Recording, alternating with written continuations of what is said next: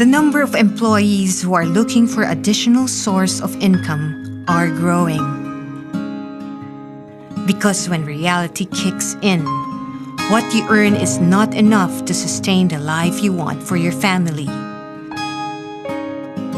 Naalala ko dati na sobrang hirap ng buhay sa amin. Province kasi ako, Mindoro province ko. Mahirap talaga doon. Talagang imagine mo yung buhay sa amin kung hindi ka mag-uling, mag-ani ng palay, magtabas sa mais, mamuti ng munggo, mangisda. Hanggang, di ba, lumuwas ako ng Manila, nakipagsapalaran ako ng Manila. Then, ang point, sobrang hirap din pala sa Manila, along the way na nagtatrabaho ka. Sa totoo lang, sobrang hirap na parang dati akala ko, parang wala na mangyayari sa buhay ko.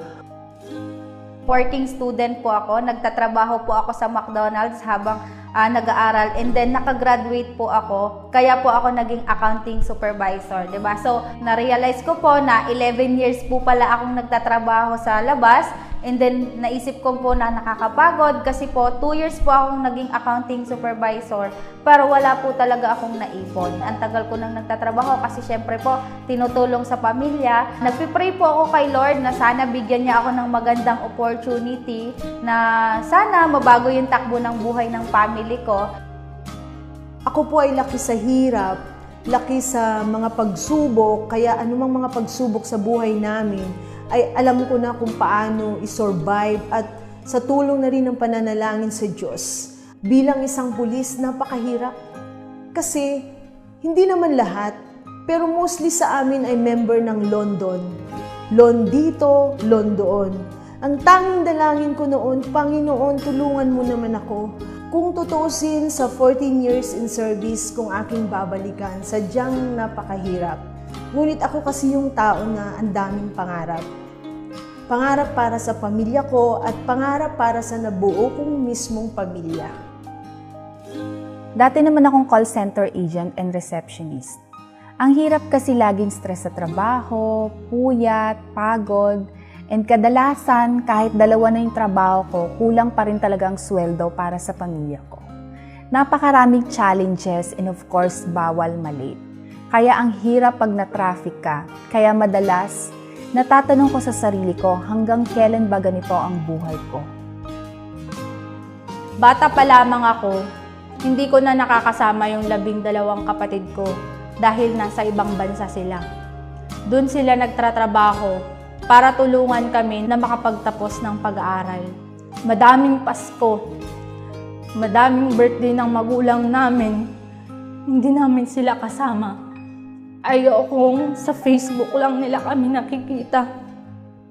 Ayokong sa tawag lang kami nag-uusap. Ang gusto ko mayakap sila. Kaya ngayon, isa na akong electronics engineer dahil sa mga kapatid ko. Matagal ko nang pinagdasal kay Lord. Lord, bigyan mo ko ng opportunity.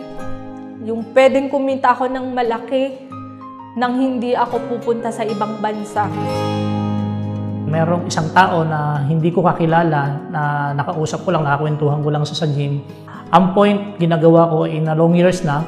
Then good thing, sobrang maganda naman yung nangyari kasi dito ako nakabili ng sasakyan, dito ako nakabili ng kondo, diba? Dito ako nakabili ng lupa, diba? Na sobrang papasalamat ko talaga sa Panginoon na grabe yung blessings na binibigay niya sa amin. Then ang point ko sa mga hindi nakakaalam ng sistema namin, na totoo lang, kayang-kaya mo to. Nakakatuwang part lang po, habang ginagawa ko po yung business, 3 months ko pong ginagawa yung business, nagkaroon po ako ng sarili kong sasakyan. Lahat po ng mga pangarap ko dati, dito ko na po nakukuha ngayon. Like mag-travel po sa abroad, di ba? Naranasan ko na po yon. And then yung pagta-travel ko din po sa lokal, naranasan ko din po yon. Ang masarap po na part doon, pre-travel incentive po yon. So kumikita na po ako dito, at the same time, meron pa pong libre. Dito rin po ako nakabili ng property. Kung ikaw, empleyado ka rin, nangangarap ka rin na mangyari sa'yo na darating yung time, magkaroon ka ng masarap na buhay, mabigyan mo ng masarap na buhay yung pamilya mo, makatulong ka sa mga mahal mo sa buhay, di ba? Try mo ding gawin yung ginagawa ko ngayon kasi alam ko na ito na rin yung makakapagpabago ng buhay mo, kagaya ko. So kung ano po yung nangyari sa akin, baka mas maganda pa yung mangyari sa'yo. May nakita akong magandang online business. Noong una talaga nagdududa ako. Nung nakita ko na dito pwede akong kumita ng malaki, sinubukan ko siya. And sobrang saya dahil sa mahigit na 1 taon kong ginagawa yung negosyo, nakapag-invest po ako ng isang condominium. Habang ginagawa ko po yung online business, kumita po ako ng daang-daang libo. Ibinigay ko po iyon sa magulang ko. Naging komportable po ang pamumuhay nila. Sobrang saya po ng Pasko namin dahil unti-unti nakakauwi na yung aking mga kapatid dahil kumikita na rin ako kagaya nila. And gusto ko makita mo rin dito na dito pwede mo rin makuha yung pangarap mo. Alam niyo po, ang sabi ng mister ko sa akin, huwag na huwag kang mag-i-invest dyan. Maniwala ka sa akin, walang mangyayari sa'yo. Pero alam niyo, nagmatigas ako. Sundalo siya, pulis ako. Hindi ako nagpatinag sa kanya. Kasi ang isip ko, para sa pamilya ko. Hindi ko sinabi sa kanya, nag-invest ako, yung mga products ko, tinago ko sa kampo. Until such time, dumating sa akin yung unang cheque ko. Kukuha kami sa office. Nagpasama ako sa mister ko. At hindi ko akalain na ang unang kita ko for 2 weeks pa lang, 21,000 na. Siyempre, tayo mga pulis, hindi tayo mag-i-invest sa isang scam, di ba? Kasi pulis tayo eh. Papayag ba naman tayo may scam? At ang kagandahan nito, mga kaibigan, yung kasamahan namin, yung kakilala ko, inspector, alam niyo kung anong ginawa niya. Ano ba yung business na pinagsasabi mo? Sabi niya gano'n. Nag-investiga siya kasi siyempre 10 years siyang investigador, di ba? Ininvestigahan niya ang BIR, ang SEC, at doon niya napatunayan na legit yung business. At the same time, on the spot, nung napatunayan niya na legit, nag-invest siya at ang dami din niyang naakay ng mga kasamahan namin. Pati yung mga kasamahan ko sa office, nag-invest sila.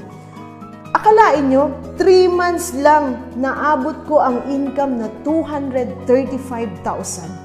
Pati mister ko nag-invest din siya. Walang paligoy-ligoy. Kasi napatunayan niya at higit sa lahat sabi din niya sa akin, effective daw yung mga products.